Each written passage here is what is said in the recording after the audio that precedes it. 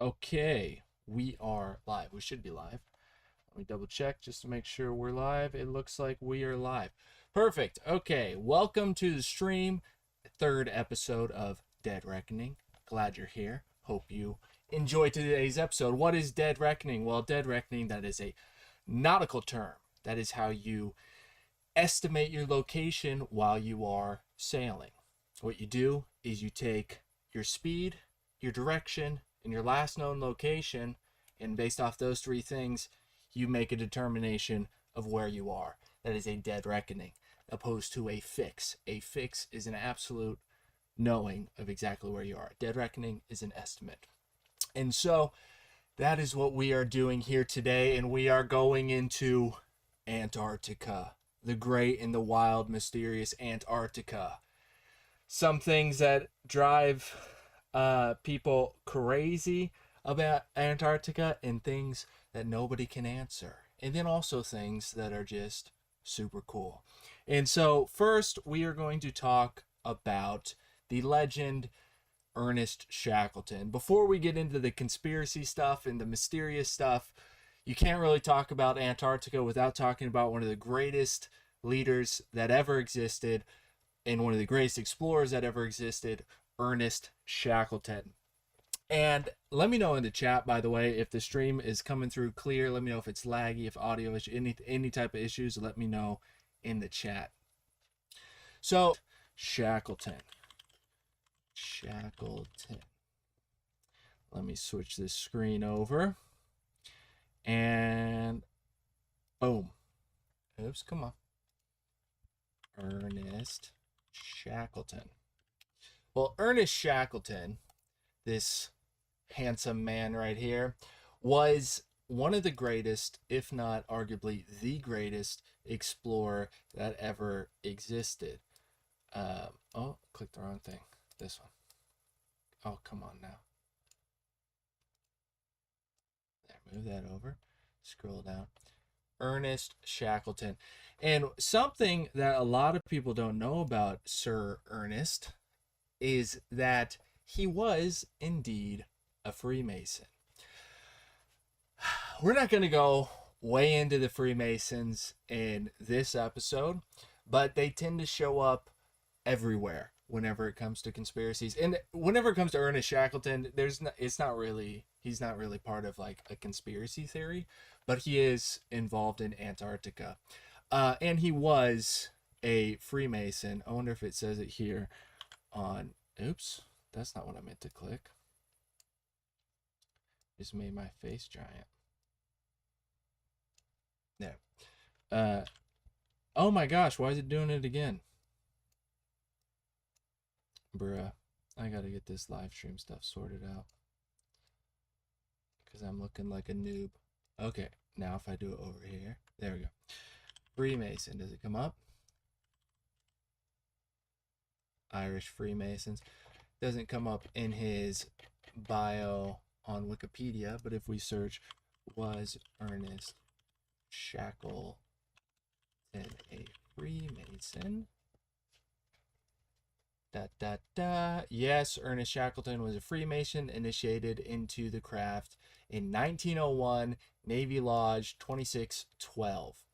But if you don't know about Sir Ernest, he's one worth looking into, not for, like I said, the conspiracy aspect, but because he's just like one of the greatest leaders ever.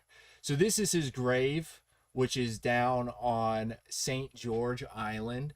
And he's got the biggest, what do they call it, tombstone in the whole graveyard. Let's pull guys, because I'm streaming via Starlink, and yeah, if it ends up lagging, it's like, what the hell. Okay, so this is South Georgia. This is where Ernest Shackleton is buried. And he had a mission.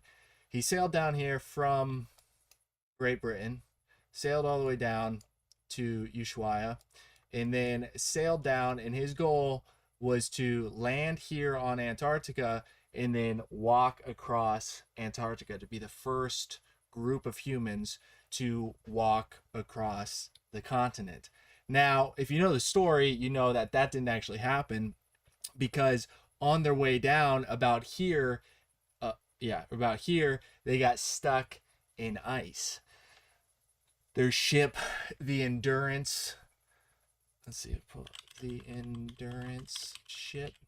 There's some really cool documentaries on him, and yeah, they found it sunken. Spoiler, it sunk. And they, like a couple years ago, they found it. But this is one of the famous photos shot at night. Not actually at night, it was during the daytime, but it was during the winter time whenever it was dark out all the time. And the photographer, I think it was Hersley, that was the photographer, shot that photo. But this is the vessel that he went down to Antarctica in. It was a Norwegian vessel. They actually renamed it, which, if you know about ships, then you know that renaming them is supposed to be bad luck, and they named it the Endurance.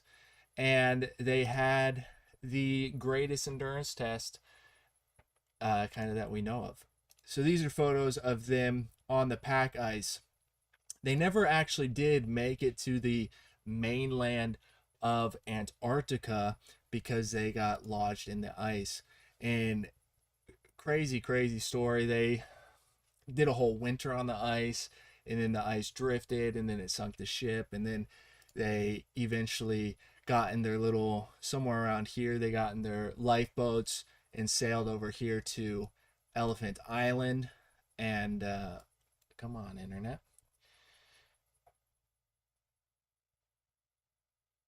And landed.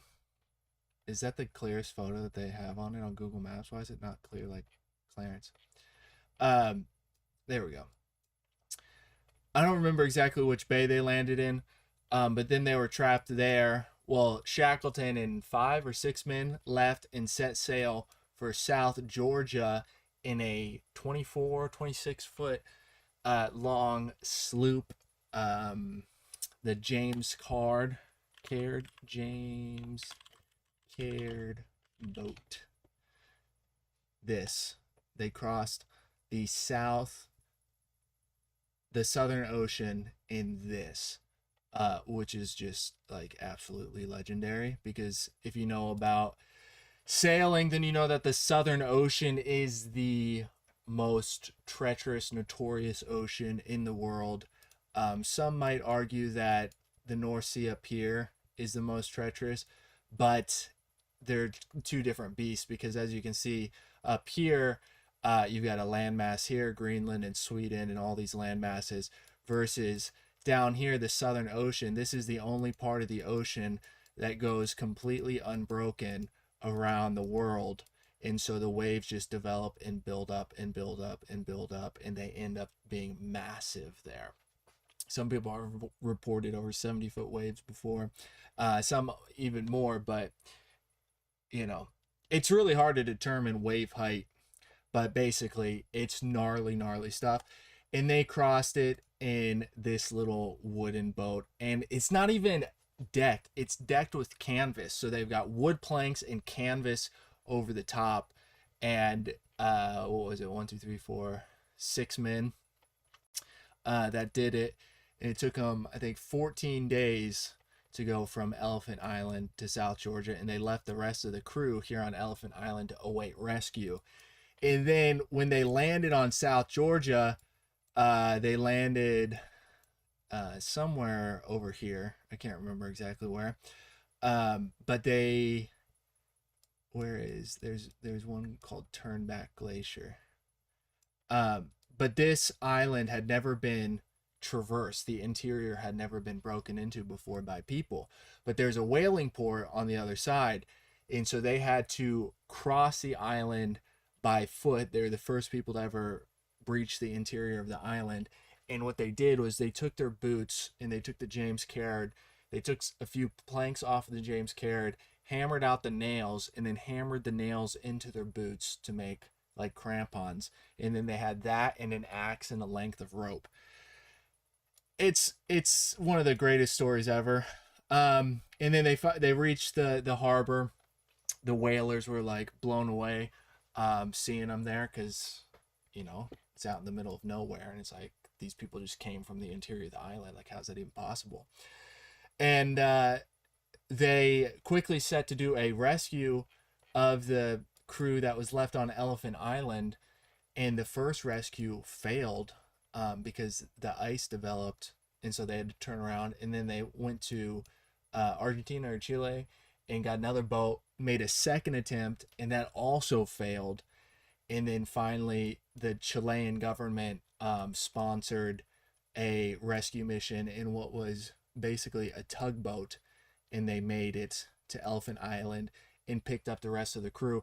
And the reason why the story of Ernest Shackleton is one of the greatest adventure stories ever, one, because it was over the course of almost 2 years that they were down in Antarctica, but more importantly, he lost 0 persons in his crew. Not a single person died during his would be considered a failed expedition, in that the goal was to make land here and then walk across Antarctica. That plan was quickly scuttled once they were stuck in the pack ice. But nevertheless, a successful expedition in that it became one of the greatest legends ever. So when talking about Antarctica, you can't really talk about Antarctica without talking about Ernest, because Sir Ernest was like super legendary, and he was a Freemason. So for some people that might take into question his story, but his story is corroborated by like all of the crew. It's like nobody even, I've never even heard of a conspiracy where they say that like it was like Admiral Byrd or something that we're going to talk about later, where they start talking about Agartha and Hollow Earth and all that kind of stuff. But that is the intro to Antarctica, the mysterious land that lies to the south of all of us. And what is interesting about Antarctica is many things. First, if we look up, when was Antarctica discovered? We see that Antarctica was discovered in 1820. 1820. Remember that number, remember that date, because it is important, by the Russians. Okay? Now we're going to look at some old maps. And this first map that we're going to look at is up for debate. This is the most controversial of the maps. This is the Perry-Reese map. And if you've looked into Antarctica before, then you've probably heard of the Perry-Reese map. It's one that people say depicts Antarctica without ice. But this is from 1513, so that would be 7 years before Antarctica was officially discovered. Now, does this actually depict Antarctica? Well, if you look at it, it kind of looks like nothing. Kind of looks like nonsense. And I actually don't think this depicts Antarctica, but there are tons of people online that say like, no, it definitely is a Antarctica showing no ice, pre-ice Antarctica. But let's take a look at this article here by the Vintage News. So this is from the Ottoman Empire, this map. The Ottoman Empire, one of the greatest empires that ever existed, spanned huge regions. But if we look at this, so realistically, nobody actually knows exactly what this depicts. It doesn't have like clear exact labeling saying this is this part of the land and this is this part of the land. So you kind of have to, the cartographers have to figure out what is it? Where is this actually depicting? And it's not 100% accurate. It's an old map. And so there are 3 leading hypotheses about it. There's the Antarctica one, which is like highly debated, but some people say that Antarctica is depicted on that map and that there's no ice. Now, other people say that it is this part of Brazil and the Caribbean, and they mark these islands and these features to show.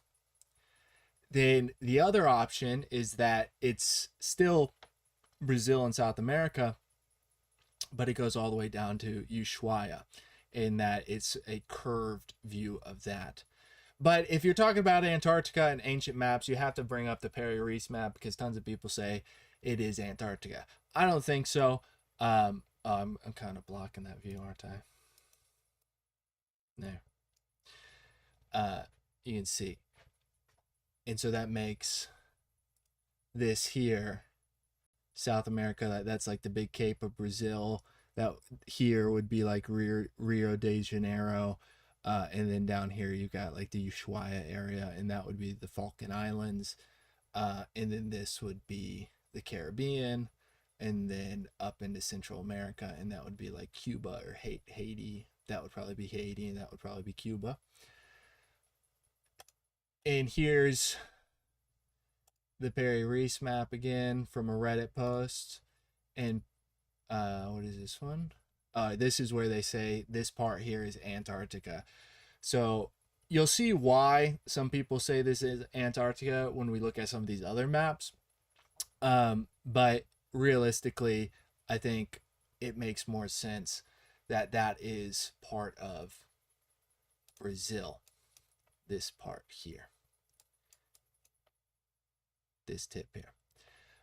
Okay, so that's enough about the Perry-Reese map, because it's an interesting map, but it's kind of uninteresting in relation to Antarctica, because I don't think it actually is Antarctica. Now, if we get into Philip Bausch, we get into some interesting maps that clearly, obviously, depict Antarctica. 1757.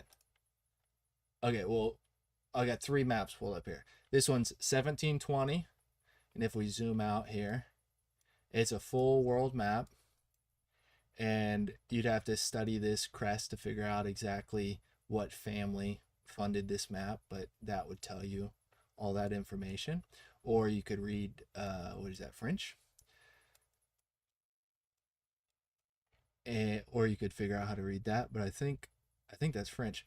But if we look, there is Terra Australia Antarcticis. Now, there's no landmass there, but it's labeled, and that's 1720, 100 years before the official Russian discovery of it. Now, that's not the most interesting one of these maps, because this map, 1754, clearly depicts Antarctica on a map. That is a 100% Antarctica. That is South America. That is Africa. And that is Australia. And this is Antarctica. So here we have a map, 1754. What is that? 80 years, 80, 70? 70 years before the official discovery of Antarctica, clearly showing it on a map. Now, you might say it's not accurately shaped, which is fine. It's not accurately shaped, but it's clearly there. So this statement here cannot be 100% accurate, and or these maps are fakes. But I don't think anybody disputes the authenticity of these maps, which pulls into question the main narrative of Antarctica. When was it actually discovered? And some people say it was discovered long before 1754. But here's a map that shows that it was there at least 70 years before they discovered it. And you see it depicts it in two different islands. And if you wonder why they depict it like that, it's up for debate. But what I would think is because of this big bay here, Weddellton Bay, or Weddell Sea. If you were to, sail across that, unless you sailed all the way along the coast, which all this is like pack ice and only navigable for like a few months out of the year, you might think that this was a separate island. Just like in the old maps of America, you have California depicted as a completely separate island. And some people say, well, that's because it was, but if this was filled in with water, this valley here, that might have made a separate island, or it was because Baja California, a giant peninsula, they didn't realize was a peninsula and instead thought it was an island. Because the way cartography works, you know, you have to track the coastline and draw it accurately as you're doing it. And realistically, whenever you're talking about a coastline like that, it's like tens of thousands of miles. It's kind of like impossible to actually track the whole thing without large aerial images. So because of that bay or that sea and maybe that one, you know, they could have sailed from there to there and from there to there and thought they were actually two different islands. Now it brings into question why did they develop this shape of the two different islands? And that's up for debate. This map we can't dive too deep into because I can't actually read it all because I don't speak French. It's actually the language that I've refused to learn. But whenever it comes to ancient exploration, it's kind of necessary because the French were very, very great explorers. So that's why they have islands all over the place. That's why they have, you know, islands out here are French. And they have bases. I think this one's French too. Yeah, French. And then they also have islands up here somewhere in the big chain, the Oceania chain. Because the French was a great empire, really good explorers, all that kind of stuff. But yeah, I don't speak French, so we can't go too deep into that. But like I said, that is a map that clearly depicts Antarctica at least 70 years before the official story of when it was discovered. Here's another map, 1744, and this is all from Philip Bausch. So let's look up who Philippe Bausch. Who is he?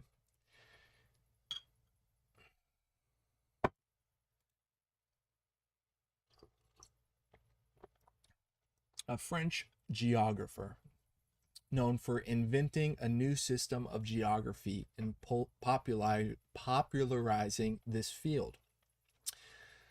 I don't know. I haven't done a deep dive on Bausch himself and his whole life, so I can't really give you the deep dive like I could Ernest Shackleton.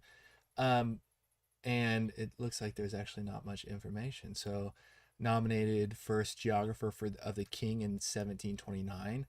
Division of the world by seas and river systems. That's pretty substantial. Believed in the southern continent and hypothesis, which was confirmed by later discoveries. In 1754, he published Atlas Physique. That might be an interesting thing to look into. And several pamphlets. So they're saying, I guess, that his belief in Antarctica was just an hypothesis. Maybe like that of Hyperborea. I spelled it wrong. Like this map here. Where is it? This one. Of the North Pole, the northern continent that is mythical, allegedly. I've never been there. But some people say that's the Garden of Eden. Some people say it's racist to even talk about Hyperborea. Some people say that, yeah, like this was the Garden of Eden, and these were the 4 rivers that are talked about in Genesis, and that's where humanity started, and then they were sent out. And that sounds crazy, right? Like off of no information, but it becomes less and less crazy whenever you take into other things into account. Am I saying that's what happened? No, not necessarily. Oh, I'm blocking the map. Oops. There, so now you can see it. Hyperborea, those are the 4 rivers, and they say that was, what is this website? Oh, here we go, Wikipedia. Some people say that this was the Garden of Eden. And what is this written in? This Latin. But you can see this is accurate. Greenland, Iceland. That's probably like the Falkland Island, or not the Falkland Islands. The whatever the ones in the north are. These Iceland. Where is it? These ones. Faroe Islands. Where'd the here? But it's got Sweden, Norway, Finland. Those are all accurate. Debatable whether or not those are accurate, but that's Canada, Russia, Asia. But this part is the part that is said to be not true at all. Now, does this one have a date on it? Anybody see a date on this? I don't want to learn French because I don't like the way it sounds. I just think it's, I just hate the way it sounds. And not to be a French hater, I have some French friends, but I'm not the biggest fan of French culture.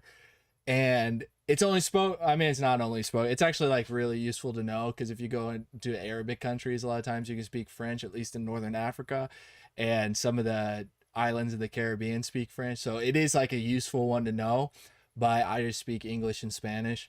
And I don't know, maybe I'll learn a different language at some point. But yeah, I just haven't had any desire to learn it. What was it saying? Hyperborea. So they're saying that Philip Bausch, he believed in the southern continent, which was a hypothesis, which would explain why it's two islands instead of one. But there are some things about this that are somewhat accurate. Not really, like it's kind of shaped, yeah, not right, but it does bring into question of how was there even a hypothesis about a southern island? And then that gets into the ancients and things like that, where there's other maps they say are based off of, they were created off of older maps that came from like pre-Atlantis, all that type of stuff. Is that true? I don't know. Here's one more, 1744. And again, everything is pretty accurate. Like Cuba is like perfectly shaped. The Bahamas, Jamaica, Haiti, America is like really accurately shaped. I mean, Washington, the Puget Sound is little, you know, it's not perfectly to scale, but it's got, you know, the not Guadalupe, Galapagos Islands, and it's got the big island chain in Australia and New Zealand, and that's all like Indonesia, Philippines, and Japan. So I mean, it's a pretty accurate map given the time, but it clearly shows Antarctica. And again, that is 1744, that one. So that is even older than this one that we were just looking at, because that one's what, 54.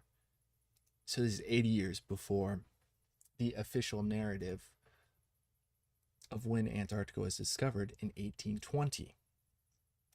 Now, why is that even relevant? Well, it's relevant because it brings into question, is everything that we are told about Antarctica accurate and true whenever it comes to history? And that's where we get into discussions of what is history. Well, history is a narrative. It's a story, right? Everybody agrees history is written by the victors, and therefore it is inevitable history will have a bias. But what is it that you're studying? You're studying the past. Well, the past doesn't actually exist, right? Like the only thing that really truly exists is the present moment. The future doesn't exist and the past don't exist. Those are two concepts that we use to discuss time, which some people say time doesn't even exist, but it's like that gets into like kind of gobbledygook nonsense. But history, studying the past, realistically, if you wanted a full understanding of history, then you would need to have lived every human's life that ever existed to actually get an accurate representation of what history was. Because if you think about it in your own life, trying to understand your own personal history, there are many things left out of your own mind that you've forgotten, that you've maybe twisted in your own mind, so you view it differently than it happened. And so then if we're getting into global history and how everything works, it starts to become really hairy on premise by nature of what you're actually trying to do. And I think about it in like a legal sense. If you're using the judicial system, their standard for proof, right? The judicial standard for what is considered evidence and proof to sentence or determine somebody not guilty or guilty, the standard is enough evidence beyond a reasonable doubt. And if you start to take that frame and apply it to history, you start to realize that the vast majority of evidence for any of history is 90% hearsay. This isn't going to add up to 100. 30% circumstantial, and there's a very little evidence whenever it comes to historical evidence that would be admissible in a court of law, is what I'm saying. And so by nature, what you're studying whenever you're studying history is inherently opaque. It's inherently not understandable. So that's why you get people, archaeologists, not every archaeologist, but a lot of archaeologists, they pick something up and they go, oh, this was a totem or a talisman, to ward off evil spirits or something. You're like, bro, that is a rock you just picked up off of the ground. Like, there's literally no evidence that was used in religious ceremonies or anything. You're just saying that because that's what you want to say. So I'm not calling into question all of history. It's just important to take into consideration what history actually is. So whenever you have narratives like this that say it was first cited in 1820 and this is considered, this is like the official story, it was not, nobody knew it existed before 1820. You bring up maps, and there's other maps that start to pull that into question. And then, we got a few other maps. Here's another map. This is Orontius Finiaeus from 1531. And we can see here that we have Terra Australis, which, if we remember from this map from Felipe, that's also what he calls Antarctica, Terra Australis. Now, some people might look at this map and say, well, that's just Australia. And if that is just Australia, why is it south of Africa, and why is it nearly touching South America? That is not even remotely accurate. And that's Madagascar there. And you could say, well, they didn't have really accurate things, but there's like no way you could make the mistake and think that it's close to South America, because for Australia, because if we look at a regular map, which, there's a flat map, so it doesn't really depict it, but if we take some measurements there from Australia to Antarctica, 1,800 miles. Some people say 16, depending on where you measure from. And then if we take South America, clear measurement, or Africa, South Africa, 2,500, so even further. And then this is the closest point to modern civilization, which is 650. So you're talking Australia is over 1,000 miles from that. Australia is measure 5,000 miles from South Africa. So if you're going to say that this is just Australia, you would have to ask how on earth did they even come to this picture of it, because it's not even remotely close. But you could say, well, this map doesn't actually show Australia, and if you were to close it into a ball, it wouldn't completely show Australia. And so some people might say that, like, you have a shelf here, and that maybe that was all one landmass. I don't know. Or maybe that is just Australia here. But Terra Australis, as we can see in other maps, is used to depict Antarctica as well. And that map is from, oops, zoom in, 1531.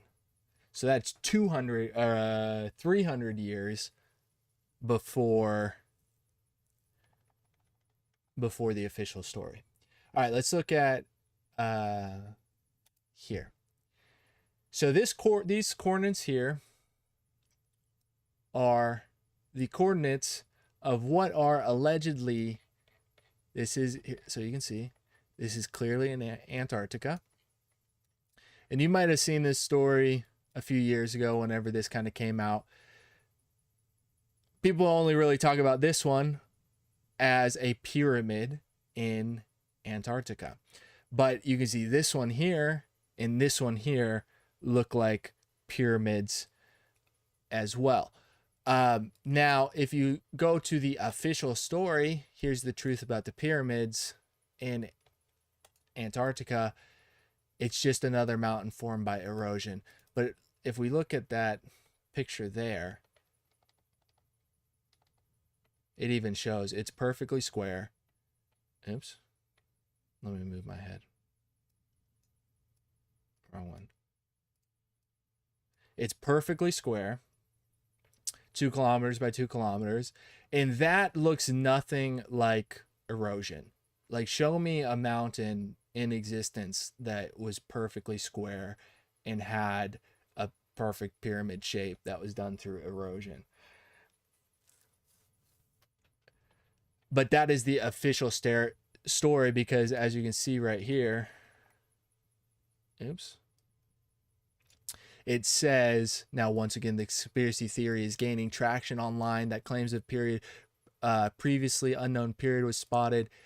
Antarctica, where is it? These theories can range from blatantly bizarre, such as the lizard people conspiracy, or based on incomplete or half information, such as, what does that have to do with pyramids? Anyway, but that's the official story, is these are just mountains by wind erosion. Now this one, in this one, you could say we don't have like clear satellite imagery from it. You could ask, like, why is it like that and why has it developed like that? But if these were pyramids from who even knows how long ago, like, just look at the rest of this. None of this is pyramid shaped, right? There's nothing even remotely close to pyramid shaped in this mountain range. I guess maybe that, but that's not even close to a pyramid shape. What about over here? Nope, nope, nope. It looks like a normal mountain range. Looks like a really cool mountain range. But that does not look like a mountain. It looks like a pyramid. So now we start to get into, okay, well, what's going on? Because they say it wasn't discovered until 1820, but we have maps going back to at least the 1500s. Some say even earlier than that. There's more maps out there. I can't remember all the names of them that depict Antarctica. So it was known about before the official story. And now there's seemingly pyramids in Antarctica that they just say it's wind erosion. It's like, okay, so can we send like a team to go study those pyramids and check that out and like definitively prove it's wind erosion? Well, no, you can't, because the way that Antarctica is set up is through the why is my keyboard not working? There we go. I always mess up spelling Antarctica. Oh my goodness. Arctic Treaty. The Antarctic Treaty System. Oh, they've got a whole website for it. But let's go to Wikipedia first.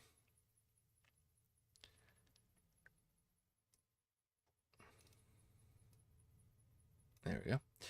The Antarctic Treaty and related agreements, collectively known as the ATS, regulate international relations with respect to Antarctica, Earth's only continent without a native human population. It was the first arms control agreement established during the Cold War, designating the continent as a scientific preserve. So the Cold War, 1961, oops, I'm blocking that. 1961 is when the treaty was made. Now let's take a look at this website. This is PGC maps. They've got tons and tons of maps. If we go to 1956, we can find some CIA maps. 1956, this one here. Open a new tab. Oh, nope. Open a new tab. So this is a CIA, what does it say? Just so you know, I'm not spewing nonsense right here. Authorship of this map was the CIA in 1956.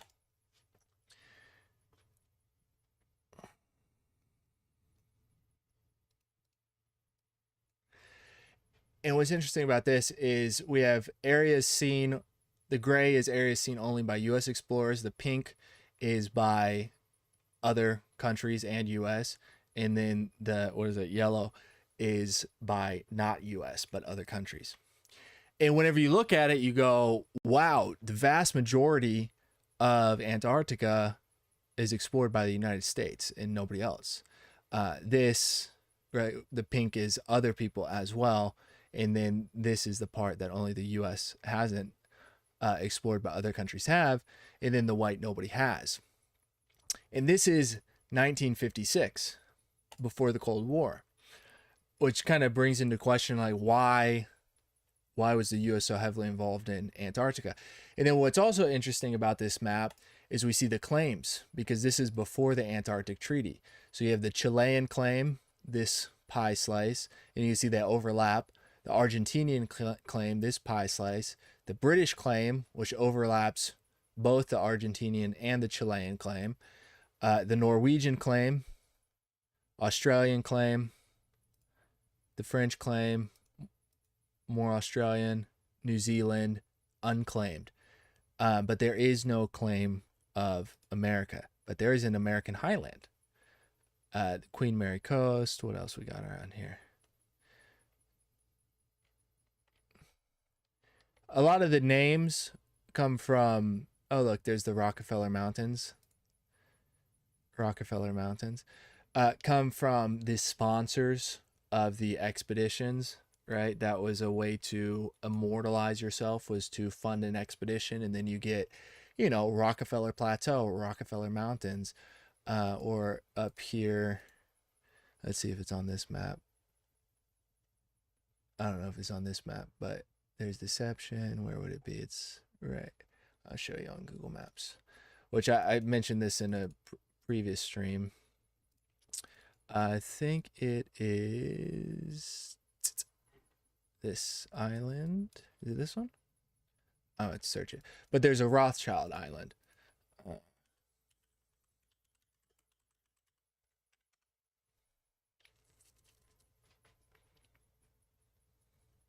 Buzz Aldrin tweeted about the pyramid.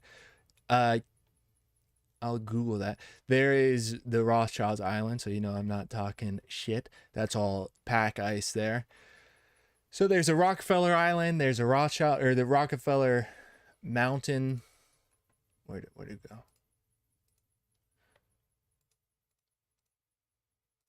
Rockefeller Plateau, Rockefeller Mountains, Ford Ranges, Hobbs. Up here you've got Rothschild. And also in the NASA stream, I talked about how Buzz Aldrin is a Freemason, and I looked it up and found out he is a 33. And most of the astronauts that are Freemasons are 33rd. So why that's important is because you can work your way up to become 32nd degree Mason, but to become a 33rd, you have to be selected because it is a filtering process now. And Masonry is different than it was back in the day. When Ernest Shackleton was a Mason, it was different. Like the Scottish, well, what year was Ernest Shackleton? What? I think he was 18.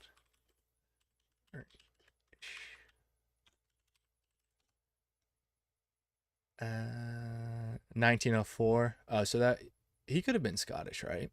Because the Scottish Rite, when was the Scottish Rite started? 1730s. Because people say that Washington couldn't have been Scottish Rite because it didn't exist yet. So he could only be a 3rd degree. He could have been a 33rd. Because the founding fathers were also Masons.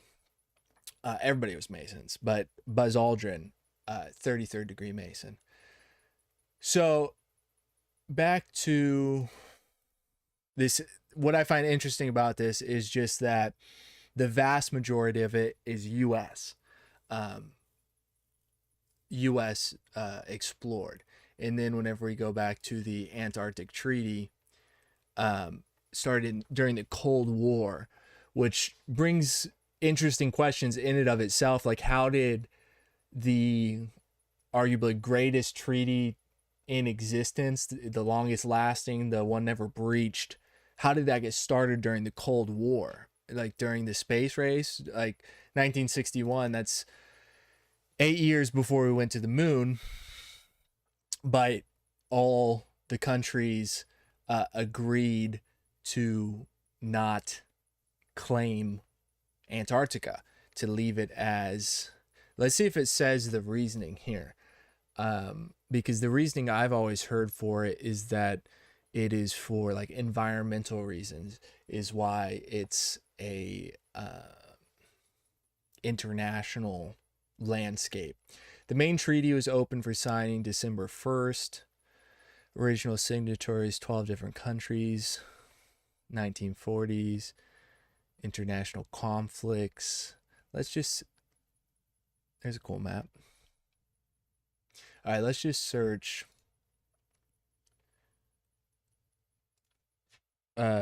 why? What is the reasoning for the Antarctic Treaty? Was established to ensure that Antarctica was used exclusively for peaceful purposes and to prevent it from becoming a site of international conflict. It was signed in 1959 during the Cold War, a time when the United States and the Soviet Union were engaged in a nuclear arms race. There's a nuclear arms race going on today, apparently.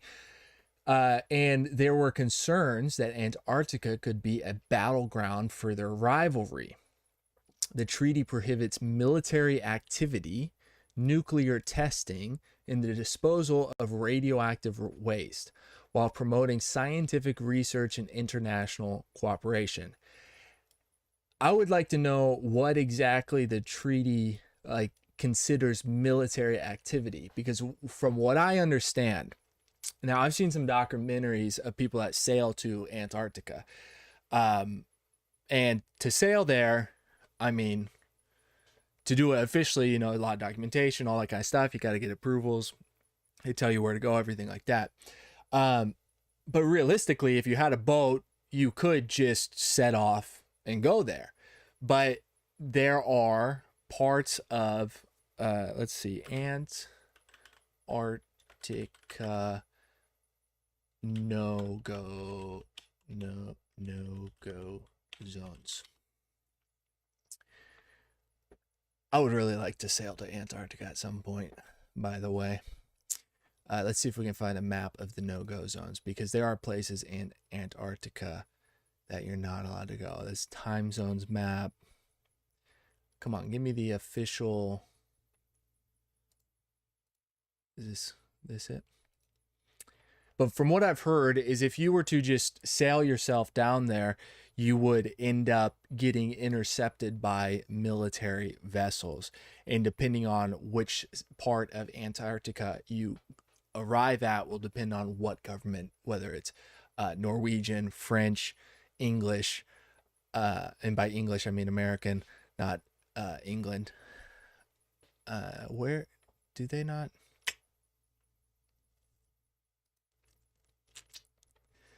Antarctica has several restricted areas known as Antarctic Specially Protected Areas. Okay, we're going to search that up. Which are designed to protect environmentally or scientifically significant regions. These areas require permits for entry and are managed under the Antarctic Treaty system.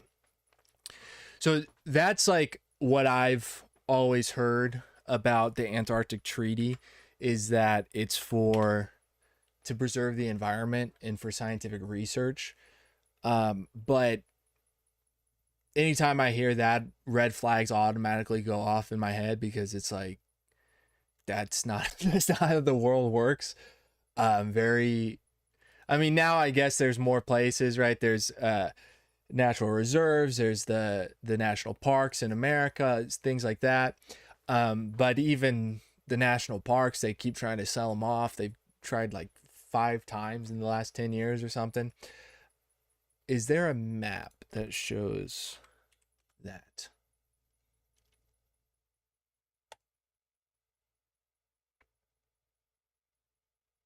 No. Antarctic Specially Protected Areas. Okay. So is this saying those red areas you're not allowed to go to, but the rest you are allowed to go to? Because I'm not so certain about that. Well, I don't know if I'm going to be able to find the map here on live stream. But basically, the point is that there are no-go zones. And what I've heard is if you just sail around down there, which first of all is really difficult because of the weather. But if you were during the winter time in the northern hemisphere, the summertime down there, that you would get intercepted by military vessel. So whenever it says in, which one is this one, prohibits military activity, I guess that just means military operations. Now, whenever you get into the conspiracy side of Antarctica, you start to read about people saying that there are military bases in Antarctica, that there are elite people's bases like bunkers in Antarctica. Some people even say that the spear of destiny, the spear that pierced the side of Christ, let me pull up a photo of that, is in Antarctica. The Holy Lance. Now, officially, it's in Austria in a museum. And we talked about this a little bit in a different stream. It's in Vienna, this here.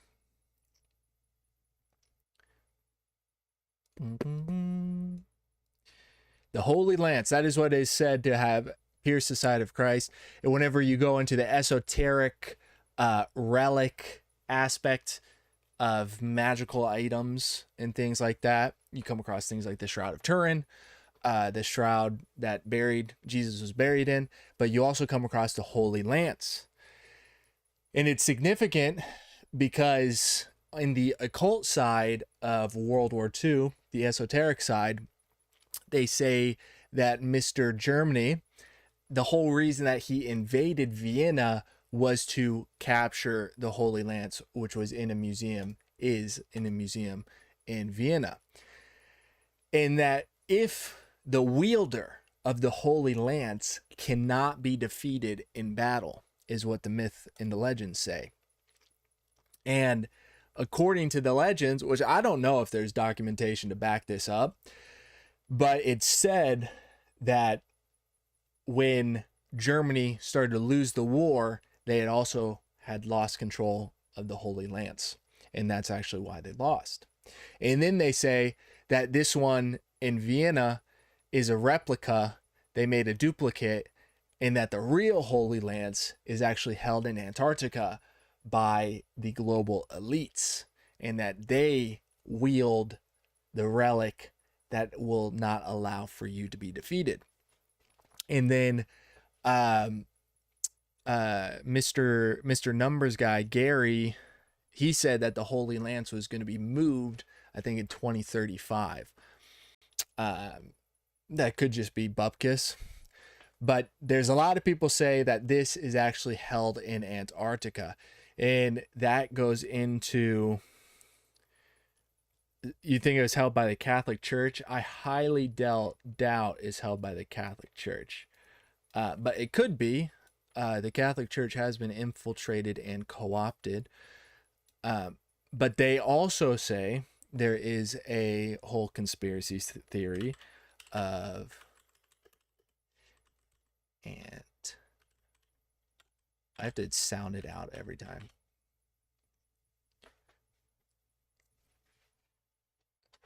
There are various claims about theories of the Germans in Antarctica, but most lack substantial historical evidence. There's a whole book about it. That could be something, some interesting reading on the out at sea. Some sources suggest that the Germans conducted expeditions to Antarctica, including the 1938 and 1939 Third German Antarctic Expedition. Let's search that up. Which explored and claimed an area known as New Swabia. This expedition, led by Captain Alfred Richter, involved surveying the region and planting German flags, but no permanent settlement was established. Now, whenever you get into the conspiracies of it, people say that there were establishments established and that they made subterranean bases. And some people also even say that some of the Germans escaped to Antarctica. It's more likely that they escaped to Argentina, which is why a place like Bariloche is all German, which I've been to Bariloche. I didn't know this stuff at the time, but it's like completely German. And I wish I would have known when I was there, because apparently you can go to some of the Germans that live there, and you can see their grandparents' war memorabilia, which would have been like super cool to see. But I didn't. But some people say that they escaped to Antarctica. Other people say some of them escaped to Argentina. I don't actually know anything about this expedition specifically, so let's see if we can get a little bit of background on it. Other countries: Germany spent expeditions, preparations, Alfred Richter. This is probably just going to say that it was surveying. There's seaplane. Always cool to see that. And that will lead us into the famous New Schwabenland, the famous story of Admiral Byrd, one of the most controversial points about Antarctica. But here, Alfred Richter, part of the German Empire, Weimar Republic, the Third Reich, and German explorer, map New Swabiland. Anything interesting here?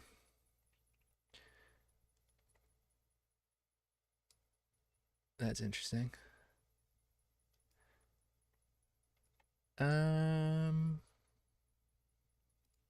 Okay, so Admiral Byrd. Now, Richard Byrd. Also, we can see Richard Byrd, Freemason.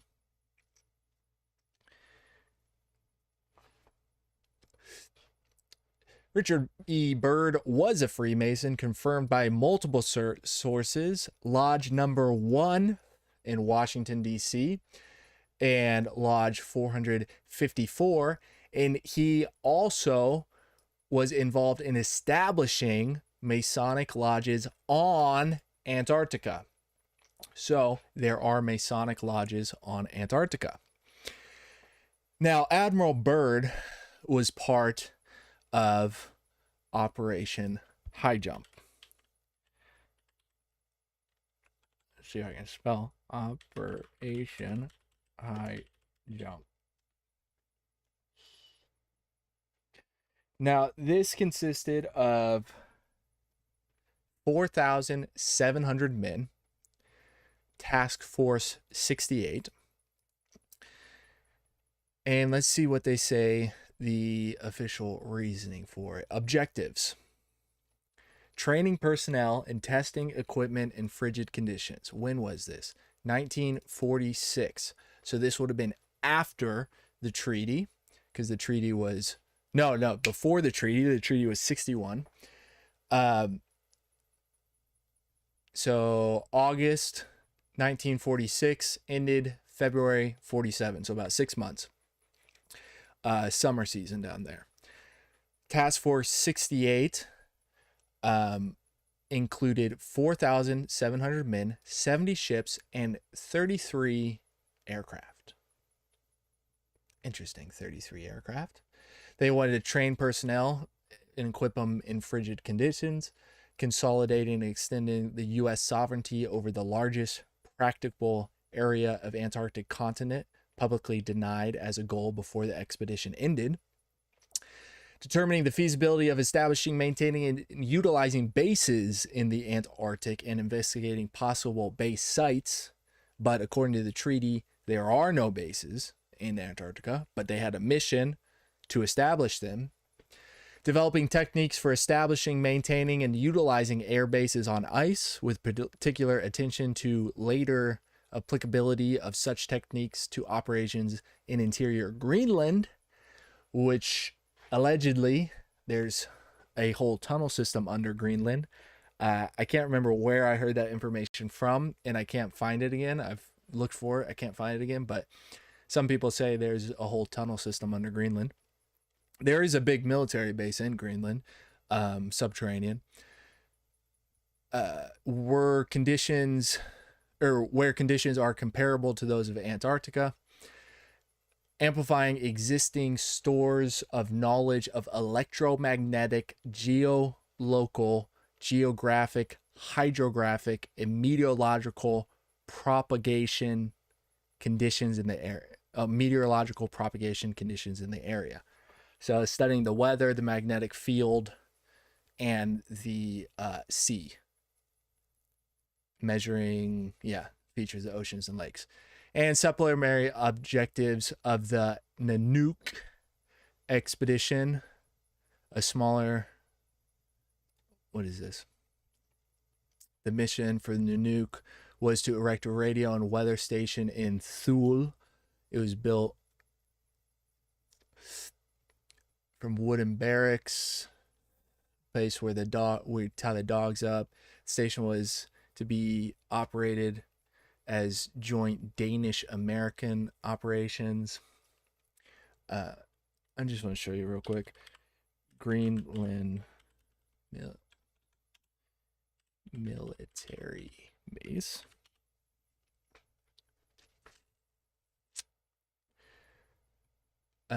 Underground.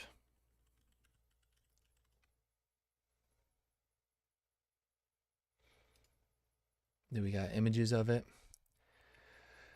Now again, basically somewhere about here in Greenland, there's a big subterranean American military base. And that is public information. Also, something interesting to note.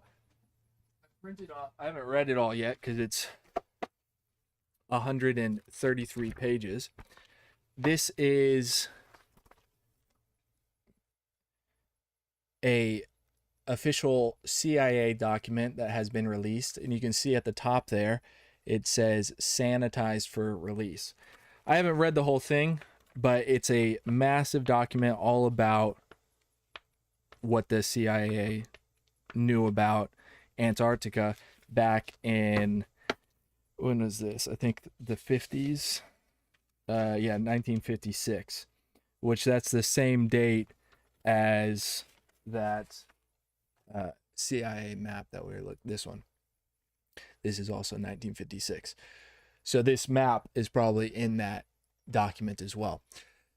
But the point of all this is that military operations have been ongoing in Antarctica since we've known about it, and apparently just stopped whenever the Antarctic Treaty came into place, which seems very not realistic with how the world works. Could it be that that's actually what happened? Yeah, it's possible, I guess, but it seems very unlikely to me that everything would have just, all the military activity would have just stopped down there. Now, whenever we get back to Operation Highjump, Admiral Byrd, this is where we get into stories about Hollow Earth in Argartha. So as we said, Byrd is a Mason, and one of his goals was he established Lodge number 777 on Antarctica. Now, Byrd, he was a pilot, and people say that there are the lost diaries of Richard Byrd, and that these diaries, let's see if this is it. No, I don't want to sign up. Just see the PDF. Oh, don't make me sign in. This is what the book looks like. And I've read a little bit of it, and you can see the cover image is that of Hyperborea. That's the North Pole. But what they say is that Admiral Byrd had these personal diaries about his expedition in Antarctica, and that when he was flying into the interior of Antarctica, he came across an area that was no longer covered by ice and became more of a semi-temperate zone. And I think I read somewhere that they say that there are parts of Antarctica that have like thermal activity and aren't covered in ice. I don't know if I could find that on live. I don't even know if that's true or not, or if that's just some misinformation I read. But in the missing diary, which if you Google it, they say there's no real evidence for this. It's purely fiction. Could be. But he says they flew into the interior of the island and that it became melted, uncovered with ice, and that he got intercepted by a UFO. And the UFO spoke to him in Dutch or German, something like that, and said like, welcome, everything like that, and then guided him into Argartha. Now, if you don't know what Argartha is, Argartha is allegedly the city in the center of the earth. These are all obviously fake images, but that's what they say it looks like. This is the hollow earth theory. And one of the biggest things hollow earthers point to is Admiral Byrd, his lost diaries, that he was part of this secret mission in Antarctica and that he actually flew into the hollow earth and was greeted and treated well and then released back, and then gave his official story, but had these diaries that said something very different. And the official story says that that is completely unsubstantiated. But the idea of Agartha is that it gets into a whole different type of cosmology. Not completely different like flat earthers, but pretty different, because they say the earth is hollow, and that there is a kind of utopian civilization living within the earth. Oh, now I'm blocking it. There. Oh, see, there's a space base to and from other galaxies, so they've got like some wormhole type of thing, mountains higher than on the outside, that there's a sun in the center, the shell around it, like with like a Dyson sphere type of thing, and that we live on the outside of a type of Dyson sphere. The city of Shambhala comes up a lot. That's like the capital of Agartha. And so whenever it comes to Mr. Byrd in Operation Highjump, that is kind of the main part of the conspiracy that people talk about, is his lost diaries. And that's kind of like the biggest piece of evidence that they talk about. And is that true? Is that false? I don't know. I haven't been there. I haven't checked it out. But there are other stories of Hollow Earth. But again, people just say that that is the mythology turned into fiction novels, and then stupid people believe it. That's what is the official narrative.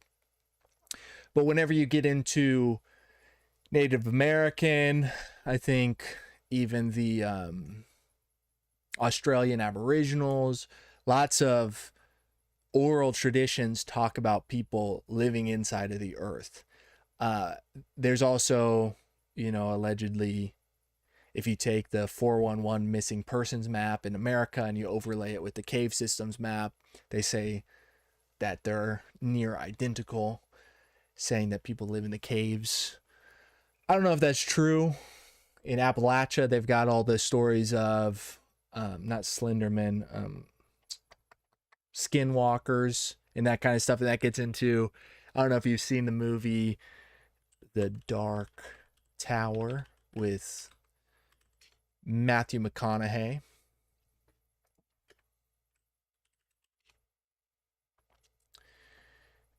Is an interesting movie, 2017. I didn't really like it. It was okay. Really creepy, unsettling movie. But in this movie, it's kind of like, what was the show? Stranger Things, where they have the upside down, the world, the upside down, that there's like a parallel universe overlaid or whatnot with ours. And in that parallel universe, they've got this dark tower, which is like the projector for the holographic structure of the universe, something like that. And there's these group of demons that are trying to destroy that, and so they take over people's bodies, everything like that. But the reason I bring that up is because in this movie, they talk about the whole skinwalker legend, where these demons, they literally like skin people and then put their skin on, and it's really kind of creepy. But that's it being depicted in Hollywood. So in Appalachia, there's myths about all of that, people living inside of the earth. And I was talking to my uncle, who has family in Appalachia. And I've never really been through Appalachia, but they say in deep Appalachia, that's where the skinwalkers are. And there's lots of creepy things they talk about. Feral people, all that kind of stuff. And I was asking him about it because he spent a decent amount of time there. And he was like, yeah, he said that it wasn't, like this mythological monster type of thing, but these are the people that He's like, these are the old people, the people that are way out there that have been living there for hundreds of years and live completely non-dependent on the system. They live in caves and everything like that. And he was telling me they're definitely out there and they're definitely real, but they're people. They're like feral people. And they're kind of crazy. And the whole stories of feral people is that it's kind of like Bigfoot, where they're so attuned to nature and being out in that area that you'll never see them, but they'll see you, type of situation. My point about that is that this idea of people living inside of the earth, whether it's a cave system or whether it's Argartha, is kind of universal. And it even gets into things like Göbekli Tepe in Turkey.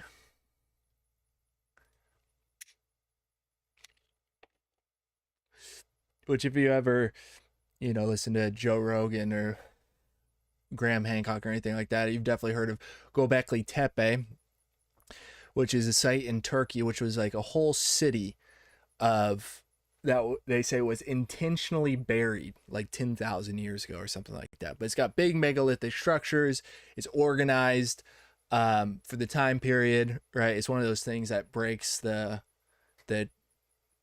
official narrative, like this can't exist, like the Antikythera mechanism can't exist. If you don't know about the Antikythera mechanism, we're kind of off on a tangent here, but we're doing it live. This is a artifact they found off the island of Antikythera in Greece, which is this island right here, Antikythera. This one here is Kythera, Antikythera, the small one, in between the Peloponnese and Crete. They found this mechanism off the coast there, and through 3D scanning of it, they found that it is highly sophisticated, highly accurate gear mechanisms and more or less an ancient computer. But the date of it, it dates back to, when do they say it was?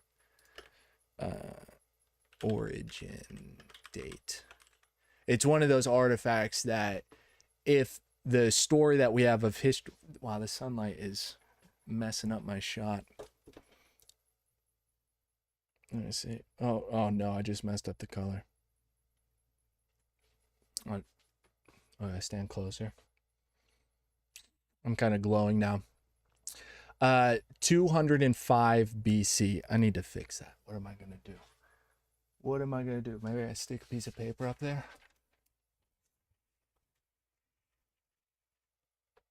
I'm a genius. So that dates back to over 2,000 years ago. And there should be no technology available to make something of this sophistication. So what was I talking about just before the Antikythera? Oh, Göbekli Tepe.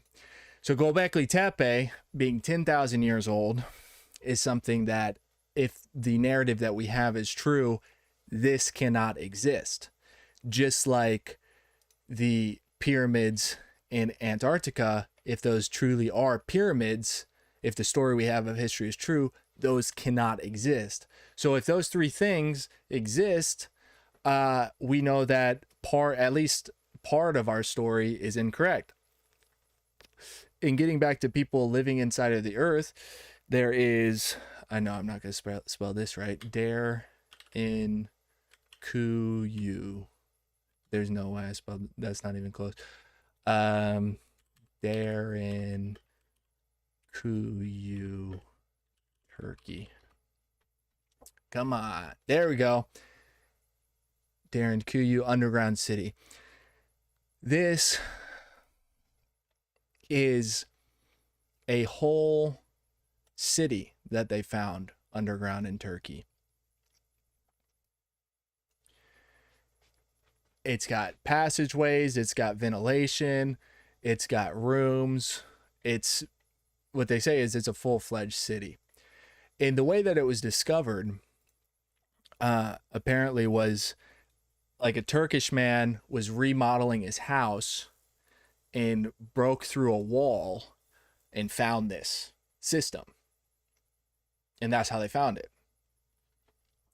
And so they say that during the, when the Muslims were executing all the Christians just before the Crusades, I think they say that they used it as a place to live, but basically they have no idea how old it is, what it was created for initially, and really how it's really been used throughout history and how it got lost to history.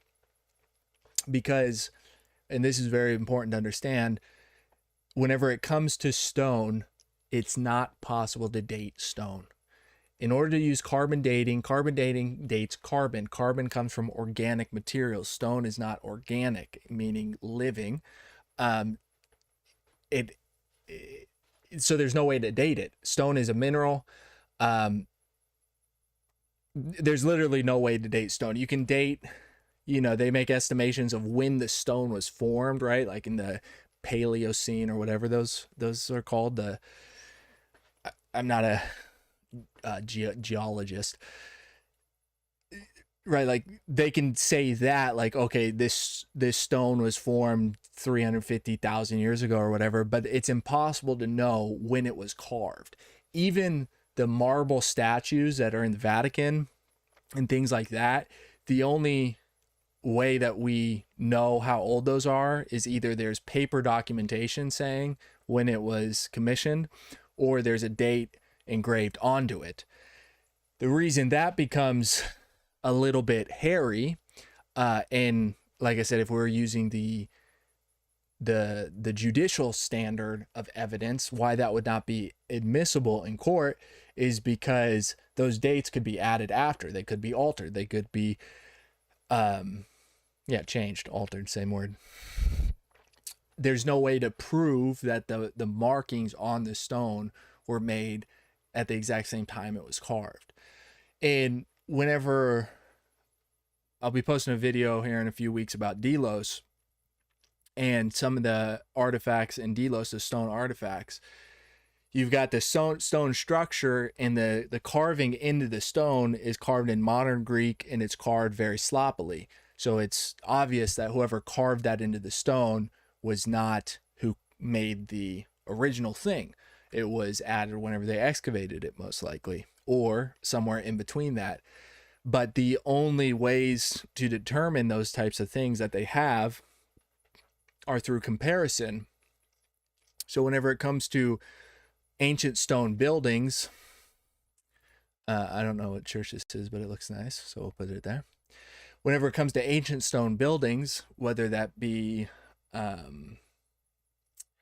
the archaeological sites in Greece, throughout Europe, ancient churches, things like that, the way the date is determined is by the marking on it, or if there is no marking, they say, well, this style looks like this style from over here, and we think this one is from this date, so this one that's like that one is probably from the same date. And that's how they date things.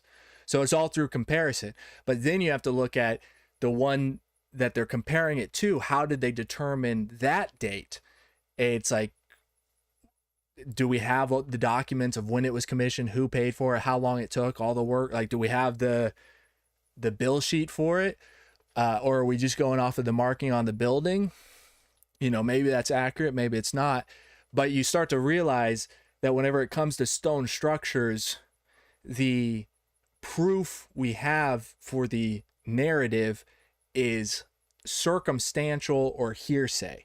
And that is literally all we can get. It's not possible to get better evidence than that, which takes into question the official narrative, because when people hear the stories of the history, whenever it comes to buildings and stuff like that, they're not told about how the reasoning of how they came to these conclusions about the history. The history is pushed, and it said this is what happened. Definitively, this is what happened. When in reality, it's not definitive. The other way that they use to determine the dates of old stone buildings are things around it. So they'll find tools, or maybe they'll find burial sites, and they can maybe date those, because if the tools are made from wood, you can date the wood. And then they say, well, it's probably the same time as these things around it. And you'd say, well, that sounds, this sounds kind of reasonable. But you can also see how there's a clear flaw in that logic, because if I go drop a shovel outside of, I don't know, some amazing building, if I go bury a shovel and then 1,000 years go by and, something crazy, it gets lost to history and they dig up my shovel, are they going to then say that building is from year 2025? All right. Like, you can clearly see the flaws in the logic and how, the official narrative is not near official or as certain as it's presented. So whenever it comes to Daring Kuyu, a whole city found underneath Turkey, they say it could have supported up to 20,000 people. And we have no idea where it came from, who made it, why it was made, when it was made. They also found underground city, China. Let's see if it pulls up. Oh, the Jerusalem Post. That's not what I was looking for. There's a whole cave system found in China that it was just found a few years ago. What is this? The Jerusalem Post. 1 million people thrive in China's secret underground city. The rat tribe living beneath the street. Wow, this is not the direction I was looking at going, but this is,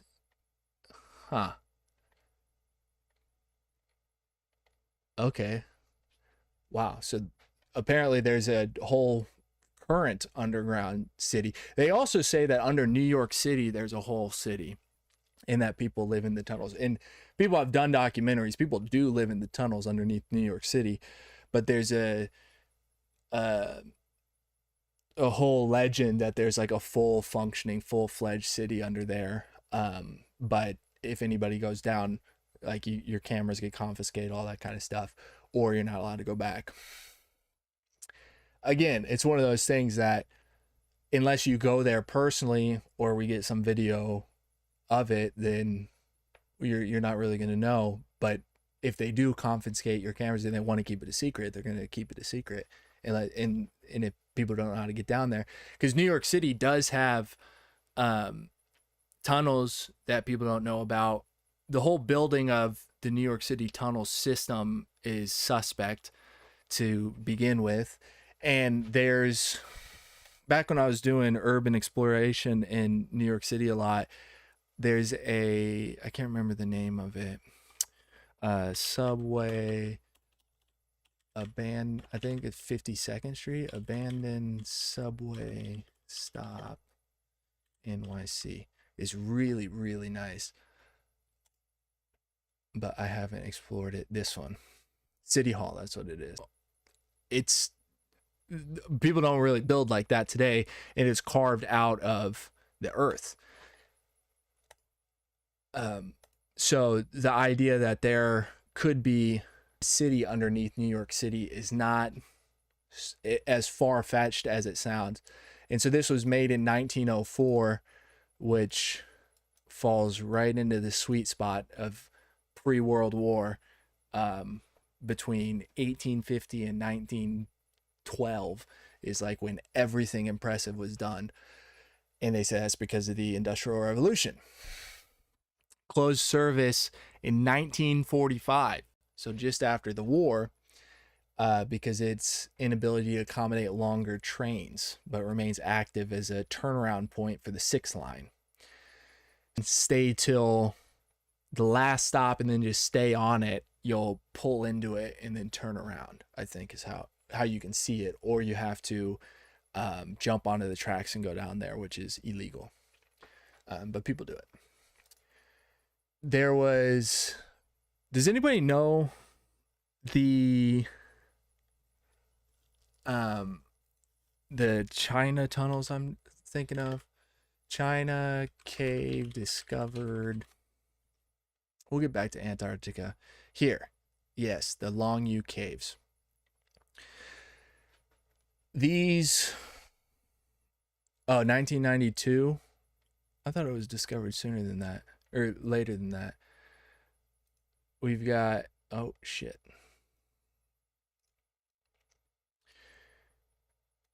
These are the Long U caves. It's this huge underground cave network. And again, they have no idea who built it, when it was made, or why it was made. And then whenever it comes to China, it even gets into, there's that one emperor that has the whole underground cavern with the military, the terracotta military that's supposed to have a mercury booby trap pool type of thing. Before farmers found the Long U caves, they're drained of water, 5 small ponds in their village. The pond turned out to be 5 large man-made caves. Further investigation revealed 19 more caves nearby, and they have determined to be more than 2,000 years old, and their construction is not recorded in any historical documents. So you've got the Long U caves in China. You've got Göbekli Tepe and Derinkuyu in Turkey. You've got tons of underground tunnel systems in America, which whenever you actually look into their construction and the history of them, become suspect. This idea of people living underground seems to be universal and probable. Whether or not they still live underground, obviously they still live underground in China, because this post by the Jerusalem Post says that 1 million people who cannot afford above ground housing live underground in Beijing, which is crazy. I didn't know that. So back to Antarctica, which tab? Well, Admiral Byrd with the Hollow Earth. That's how we got on this whole track of people living underground. And I don't know which tribe it is in America, but they talk about the ant people as well, the people living underground, in that there was a catastrophe and the ant people were the ones that saved them and brought them into the caves and then showed them how to live and all that kind of stuff. Which gets into, there's another guy. What's his name? Do I have him written down? I can't remember the guy's name off the top of my head. But he was a proponent of Argartha and Hollow Earth. And, what was I going to say about that? What was he talking about? I just lost it. Anyway, so we did the maps. We did the pyramids. There's also allegedly megaliths. Underground megalith sites near the South Pole, magnetic anomalies. When this was something I learned on the boat, and I wonder if no, it's not the right chart.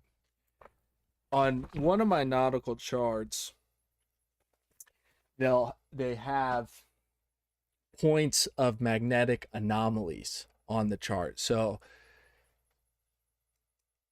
around the world, Earth magnetic anomaly map.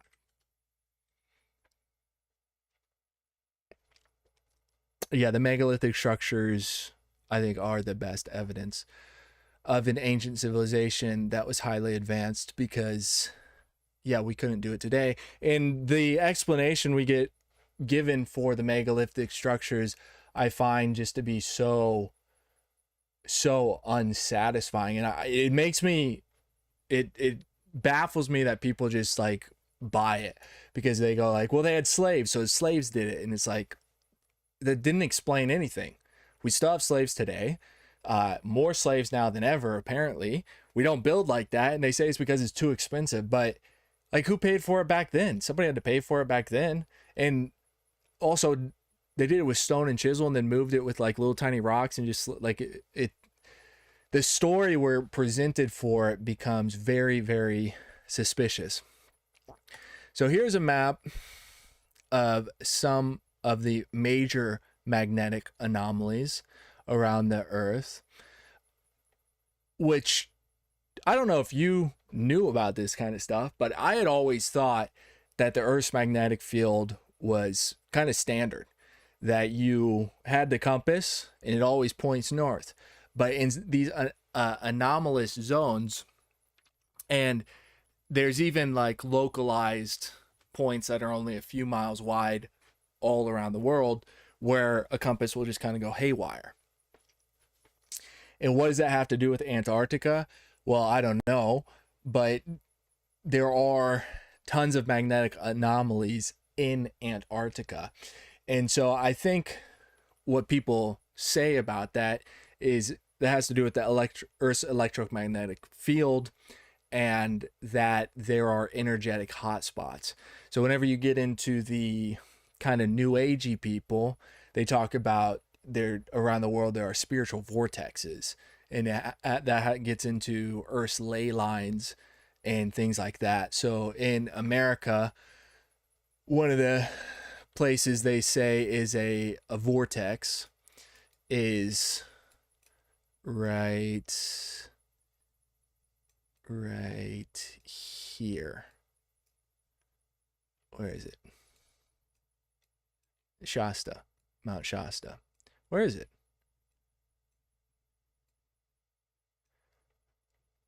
Okay, search it. Shasta. There. Shasta. And where is Mount Shasta? Is that this one? If you've been in the conspiracy world, then you'd know that Mount Shasta is a massive, there we go, Mount Shasta. Massive place of UFO sightings, alien encounters, all that kind of stuff. When I was in Mount Shasta years ago, which is a cool place, it's a cool place to visit. It's pretty weird. Mount Shasta is actually where I met my first flat earther. I met him at this park right here, I think. And yeah, the city park right at this field right here. We were standing there and looking at the moon, and it was like a waning or waxing, whatever. So it was like a crescent, you know. And I was staring at it. I was like, wow, look at that. You can really like see the shading, and like you can see it's a sphere. It's so cool by the, you know, you can actually see it. And he was just like, yeah, I don't know, man. I was like, look, like you can see the shading. It's like shaded like a circle, a sphere would be shaded. And he goes, yeah, I don't know. I think it might be flat. And I was like, the moon is flat? Like, oh, okay. But it was in Mount Shasta that I met my first ever flat earther. But if you talk to the locals in Mount Shasta, they say that aliens live underneath the mountain. And if you talk to the spiritual people, they say that the whole place is like an energy vortex. I have a friend that told me, I don't know exactly where it was, but he went into a forest and all the trees were like twisted and gnarled into spirals. And he was saying that was because of the energy vortex coming through the earth. So the reason we brought that up is because of the magnetic anomalies, and that those might tie into all that type of stuff. And that gets into the ley lines too, which have to do with the energetic field of the earth. Ley lines. And this is stuff that, you know, is officially all woo-woo, but unofficially it's like talked about all through history. Like, it's not a new thing that has like popped up in the last 10 years. Ley lines have been around forever. Like, what is this book here? The Lay Hunter. But yeah, it's got Hermes on it. I don't even know what this book is, but yeah, so there's a map of ley lines in Europe, and where they cross are like these high energetic points. So up in England, you've got like Glastonbury is supposed to be on a ley line, which Glastonbury. They also say that this is a cool spot. Very weird, kind of like Mount Shasta. But they've got the Glastonbury Tor right here, which is this huge hill. And it's got this structure on the top of it, which, again, a structure like that, you can't officially date it. You just have to go by the markings on it. And I don't remember exactly how old it is. Let's see what this. There. But it's on this huge mountain, and there's that right on the top of it. And it's nothing. I mean, it's just like a hallway. I've been there. It's not, yeah. There's a guy that was playing guitar up there. It's a big hippie spot. But you can see by this stone work on it. You can see by this stonework, it's very, very old. It's gone through a lot of erosion. And markings like this, to me, look like water damage. I can't be certain about that, but that to me looks like those things that grow on the bottom of the boats, the like barnacle kind of thing. But they could just be moss, I guess. Or yeah, like that kind of stuff. The only other way that they date stone, see, look, it's just an empty column. So there must have been floors up there because they got windows and stuff. But it's just a mysterious building. That's Glastonbury Tor. And it's on this mound, which I don't know if they say, does it say on this? I don't know if they say that it is natural or not, but to me, it looks definitely man-made in my expert opinion. Let's see. If you're ever in the UK, it's worth visiting, and not a lot of people actually know about it. But I think there's like a big annual festival or something there. How do I go back to the regular view? There we go. But yeah, you can see just how big it is in this whole town. The downtown of this is very similar feel to Mount Shasta as far as like very hippie, very spiritual, that kind of stuff. But Glastonbury, they say that Mother Mary moved to Glastonbury after the death of Christ. I don't know what documentation they have for that. I don't actually know why they say it. I just know that's what people told me while I was there. And so they say that is on one of the ley lines. This one here, number 2, I think. Which, does that line up? It doesn't line up with that picture. Maybe it lines up with 1, or if that looks maybe more in Cornwall. But these energetic hotspots align with, they say, the ley lines, but then also megalithic sites and incredible architecture. So the Vatican is supposed to be built on one of the most powerful ley lines in the world. Where's the Vatican? Here. And you see from the top, it's a key, right? It's a keyhole. And it's a walled city. It's an independent city-state. But anyway, let's go back to Antarctica. Because, down here, where was it? Let's see if I can find it off. Is it this one? No. The pyramids, where are they? No, is that them? Yeah, I found it. Nice. No, that's not it. But those are also that is very pyramid shape. But that's not the one. Is it this one? This one. Ah, so maybe they're saying this is natural because look, there's these ones over here that are kind of pyramid shape. But I think we would need much more research and explanation than just an article that says it's natural, because it sure doesn't look natural, just like Glastonbury tour doesn't look natural either.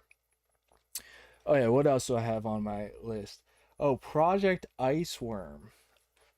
I don't know about Project Iceworm. Project.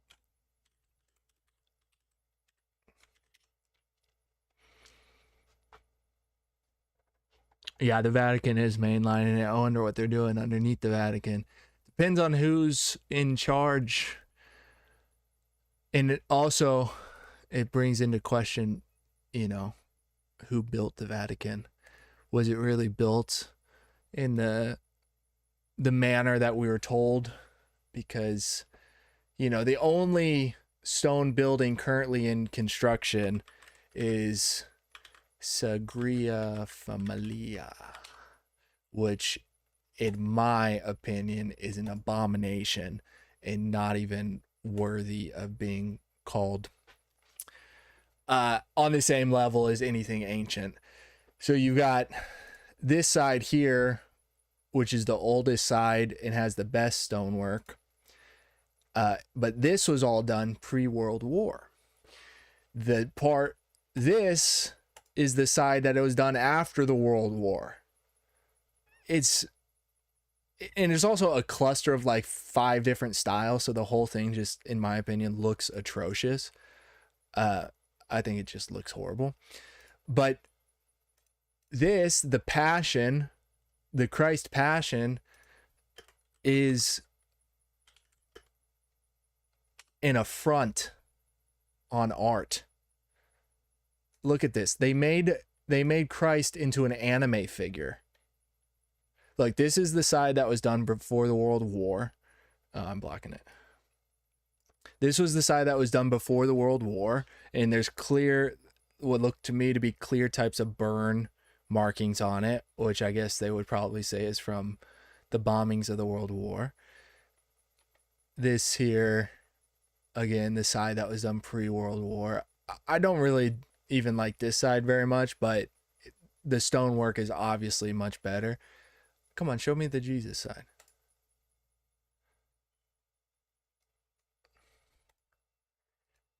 Because this part that was done after the World War, okay. They literally made the people into like shit anime characters. There's no defining features on their faces. They're block heads, they're block bodies. It's like total modern deconstructionist. But more importantly, it's low level, low skill stonework. Even these types of pillars are low skill level in comparison to ancient, not even ancient Greece, pre-World War America. Look at the New York City Public Library. It puts this in the dust. Look at this. This is disgusting. And this is what people point to whenever, if I say, yeah, literally nobody does stonework like pre-World War. And then there's also the huge gap. You've got the ancient stonework, which is absolutely incredible. And then you have the Renaissance period, which is like literally unbelievable, the statues. And then you have the pre-World War, and there's gaps between those. And now there's none, literally none. And people point to this and go, no, they're making that church in Spain. Like, people still do that. I'm like, what are you talking about? Like, it's disgusting. Look at this. It's disgusting. When you compare that to the net statue, this is my favorite statue, I think. As far as intricity, in how intricate it is. How do you say that? This is unbelievable. Let me move my head. Oh, where is it? There we go. Move my head out of the way. So this is carved from one single piece of marble. One single piece of marble. Like, look at that net. And he said it made with a hammer and chisel over the course of like 5 or 10 years. And yeah, most of the stonework is concrete molds, and some of the old Roman stonework was concrete molds. But this was a single piece of marble. So unless they knew some way of like melting and forming marble, it had to be carved. But this is a level of carving that is literally impossible today. The closest we get to it is with robot carving arms. I don't know if you guys have seen that, but I'll show you real quick. Robot carving arm marble. There's a company out of Italy that, I don't know if this is what I'm looking for.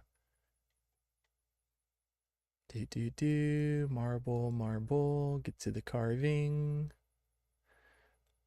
Yes. So they have one of those, wait, come on. 3-dimensional arms. So they're taking a 3D mold and show the carving of it. They program it into this type of robotic arm, and then that literally carves it out of marble. And this is the only method that we have that can somewhat replicate the ancient or the Renaissance level marble statues. We literally have to have a robotic arm do it. And then that's the rough one, and then they put on a fine one.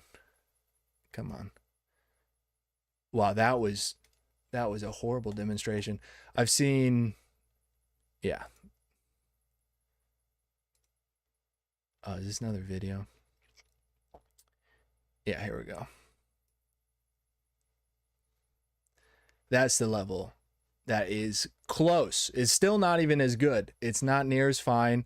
You would have to come back and sand that for days. But that is as close as we get to, you know, ancient Greek, ancient Roman, Renaissanceian level marble is literally with a robot. But this, apparently, which a robot couldn't even make this, was, you know, done with just a hammer and chisel. And not a single one of these strands in the net was broken. How did we get onto that tangent? Oh, because of sangria. Oh, because the ley lines and the architecture line up, and the ley lines in South America or Antarctica and the magnetic anomalies are supposed to be very prevalent. I was gonna look into Project Iceworm. How has the stream been, by the way? Has it been laggy or anything? Because I noticed in the previous streams that there was some lag from it, and that was like, I'm streaming from Starlink, so I can't really do anything about it. So Project Iceworm, I don't know about this one. Oh, this is Greenland. Top secret United States Army program during the Cold War. Network of nuclear missile launch sites in Greenland ice sheet. A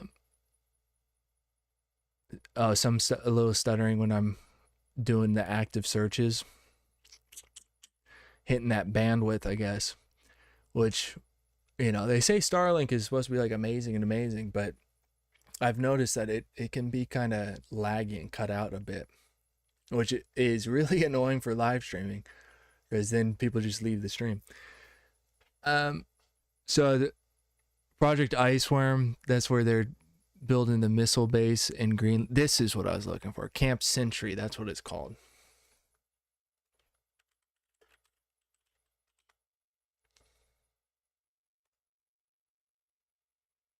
So this is the underground military base in Greenland that is real in there. So the whether or not they have the ability to build underground bases in the ice is no question. The question is whether or not they did it in Antarctica. But Operation Highjump, they had plans to do it, but then the treaty came around and apparently they didn't do it. But where is Camp Sentry exactly located?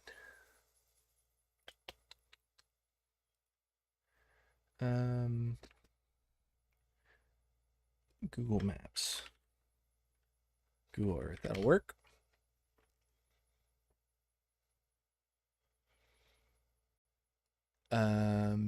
Project Iceworm is not going to pull it up. What if I just go to Google Maps and search it? Camp Sentry. Greenland. What's going on? Okay, so it's further north than I thought. But that's where they have that underground tunnel system. I think it's entirely possible they built some of those in Antarctica. Okay, what else do I have? Antarctic UFOs. A lot of this always goes back to Germany in World War II. When I started on my quest of question everything many years ago, I knew that eventually I was going to have to question the world wars. And I put that off for a long time. I was like, I just don't want to go down that rabbit hole. And then finally, I did, after realizing so many things just point back to the world wars in Germany. And whenever it comes to Antarctica, like, everything points at Germany and other things. But they say that the Nazi Bell Antarctic. What comes up for this?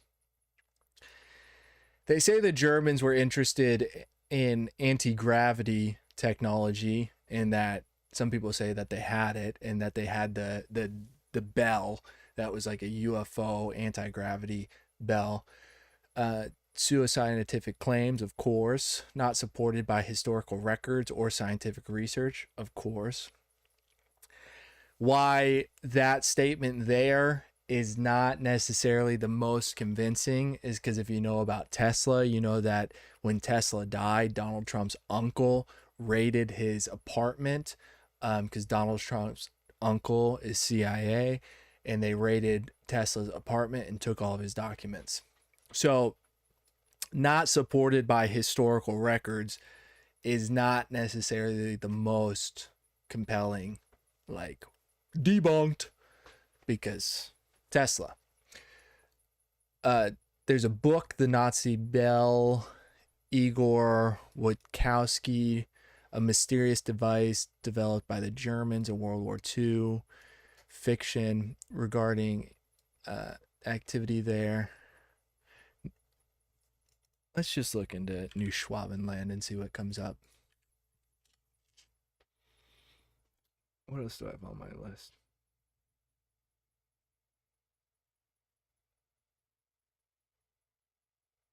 Oh, there's also tons of conspiracies that the world leaders have a base down in Antarctica, and that they take annual trips down there. That's why they say that the Holy Lance is held down there. They say it's either held down there in a military base or a military base controlled by the elite and that they go down there and then they do rituals with it and all that kind of stuff, and do black magic and blood magic and all that kind of stuff. So New Swabia to the right of the Weddell Sea, and I guess if you were able to explore, that's where you would go to look for bases. So let's look on Google Earth and see if we see anything interesting. So it'd be right about here. Anything interesting? Princess Elizabeth Station. Too blurry to see. Is that actively used? No information on it. Oh, I'm blocking it. And let me move my head. Come on. Come. Oh my God.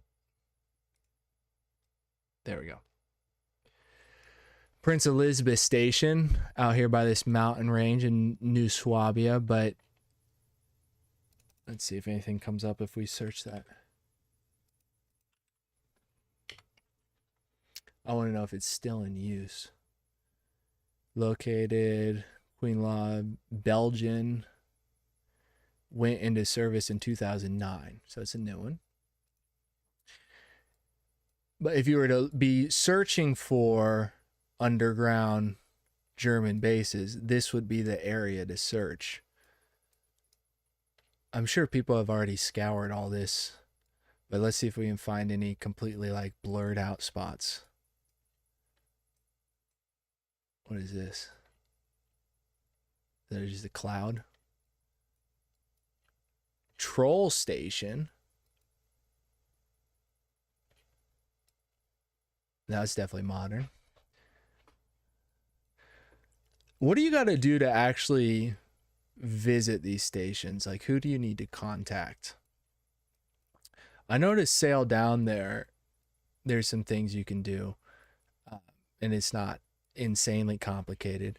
But to actually visit these scientific stations, are they all just funded by tax dollars, I guess? I would guess so. Wow, look at those shapes. Wow, those are cool looking mountains. All right. Let's see. We can find anything. Randomly searching on. Oh, that's the coast. All right. We'll move on. What is that? Is that sea or is that mountain? Crazy swirls and spirals. Let's see. If I was a German and I wanted to build a base here, where would I do it? I would land. I would probably land here, unless that's like a huge glacier or something. Show a station. Oh, what's that? That's something. And then if I were to go underground, is that it? What is that? Okay. I don't think we're going to find anything searching randomly on Google Earth. But it's always fun to do it. And it's always fun whenever you come across things that are completely blacked out. Like, I think here, I know there's a military base on this island. Where is it at? I think they have it all blurred out though. I'm not gonna find it. All right, I'm just wasting time. Okay, what's the other thing? John Kerry. What does he have to do? John Kerry. Kerry and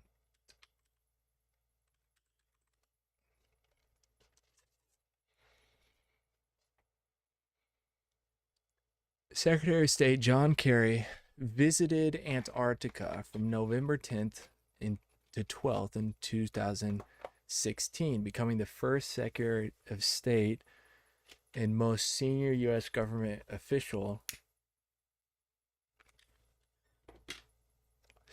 So why did he go down there? Just for a tour? just for the clout. Went down with the Air Force. Oops. Bruh. This is why people have producers. So they're not having to do all this stuff and dislocate their brain in the middle of talking about something. Okay, so John, oh my goodness. Enough with the ads. I watched something on Rumble the other day. It was like an hour long or something.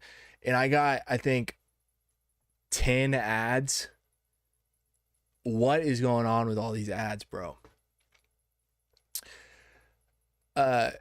President-elect of Trump, when Trump on... Oh, so this was... Oh, yeah, 2016. So this was right after, or right before Trump was elected? I guess right after. He didn't comment on Trump's election victory on Friday while visiting Antarctica, but says that citizens who care about limiting emissions. So I watched a documentary on Ernest Shackleton just the other week. Really good documentary by I'd have to find it. I don't know the name of it, but the guy, he took a trip. He actually, back in like 2015 or something, he recreated the sail from from Elephant Island to South Georgia on a replica of James Card. I guess I could find him by that.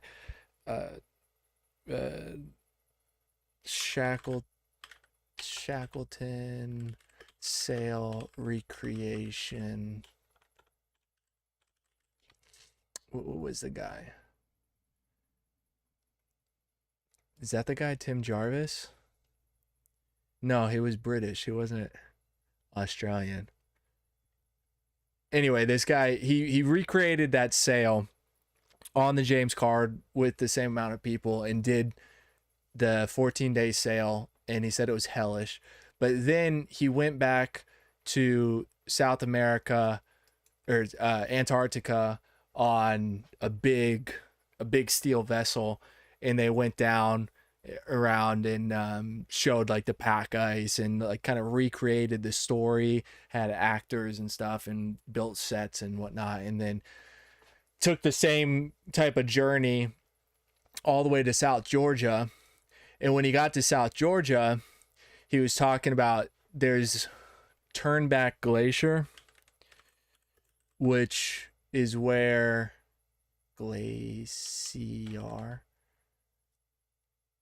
Turnabout Glacier. No, that's not it. That's in the north. St. George. Maybe it's called Turnback Bay.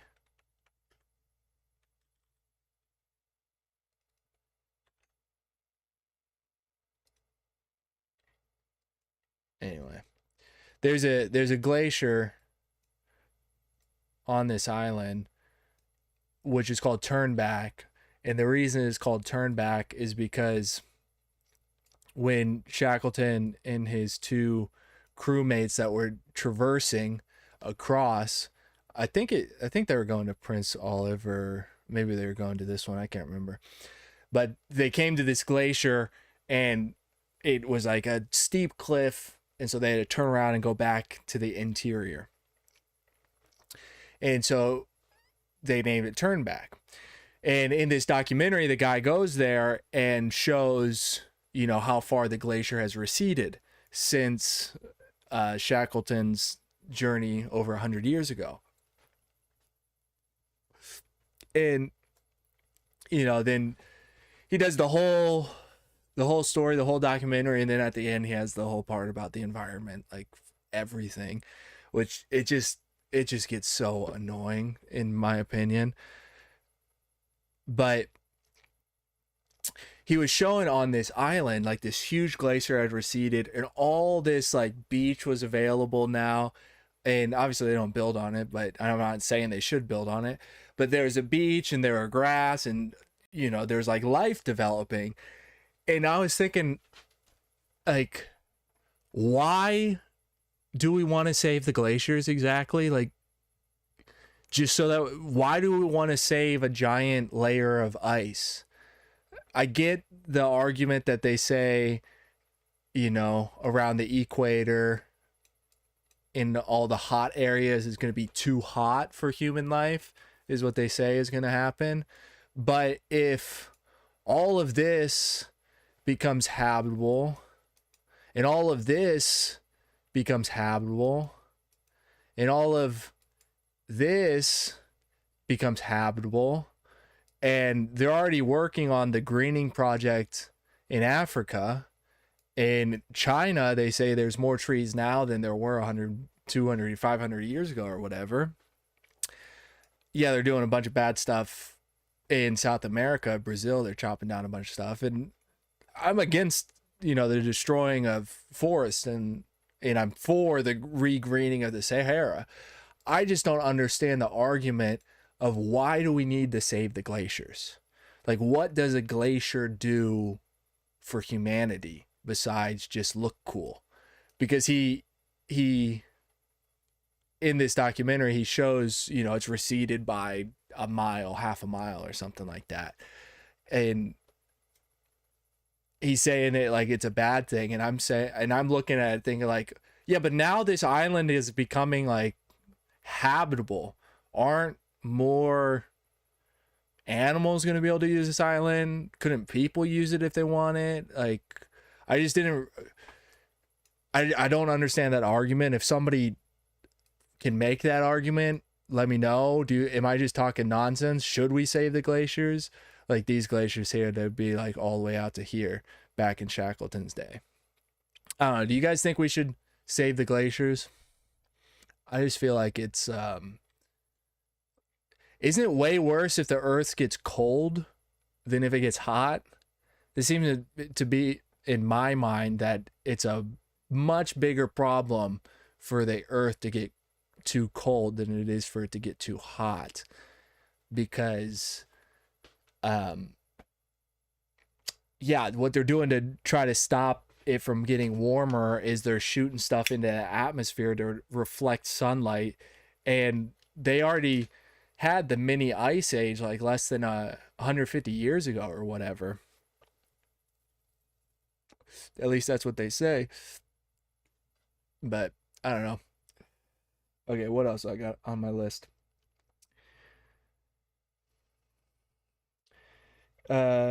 Yeah, of course, if you get in. Okay, so this is something I wanted to talk about. Whenever it comes to flat Earth, I'm not a flat earther, but in the main thing about why I'm not a flat earther is not NASA, as you know from the first stream. It's because of this distance right here, right around the Southern Ocean. So if, let's measure it. We'll go halfway. 4,000. Let's, oh, come on. It's not going to measure it right around.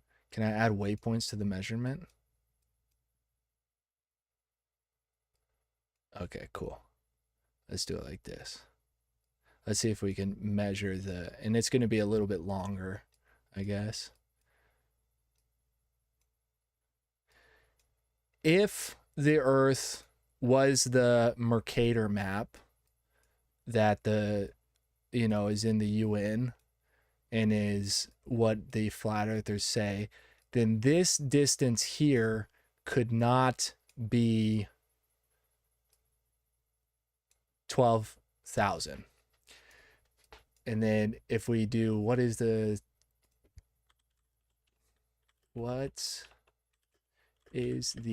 circumference of the Earth at the equator?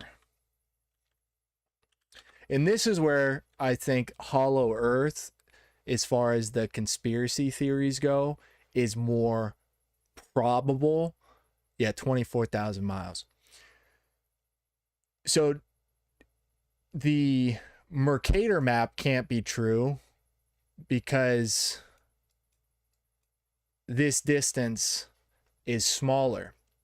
And the way that we know that that distance is accurate is from sailors. So every few years, they have the around the world race for sailors. They've got a few of them. There's one that starts in France, and they sail from here across the Bay of Biscay. They sail down to the Canary Islands. It's nonstop because it's a race. They sail across down to Brazil. They sail down the coast of Brazil, and then somewhere around here, they start to head east, and then into the Southern Ocean, and then make the navigation all the way across. When they round Cape Horn, some guys do it different. Some go up here, some kind of go across and then back. But with the real modern sailboats, you don't have to do this whole loop. So they just kind of beat to windward up through this and make it back. And they do it in about like 75 days. Round the world solo sailing race. Yeah, the Vendée Globe. When is the next Vendée Globe? The record, 64 days. So given that they are keeping track of their distance, the Mercator map can't be true. Or if it is true, then we've got something going on with physics, where physics is in time and everything is totally different near Antarctica. Which maybe, I mean, that could be true with the magnetic anomalies and all that kind of stuff. And with Earth gravity difference map.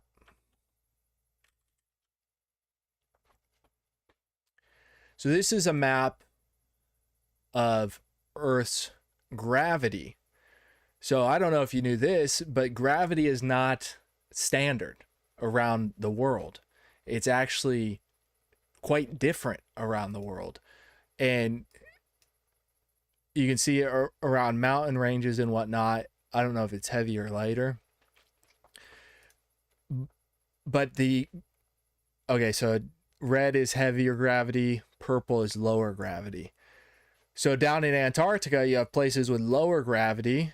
In the sea, you have places with lower gravity. In India, you have lower gravity. In the Himalayas, you have a section where it's very low gravity and then very high gravity, which in the Himalayas, that's where, you know, Tibet and lots of gurus are. That my uncle that I told you about, that was telling me about Appalachia. Here's another map. You can see big differences. So this is opposite colors, where the red and white is low gravity and the blue is high gravity. He served in Vietnam, and he was in special forces. He was an Army Ranger, and not necessarily by choice. He's got an interesting story, but we were talking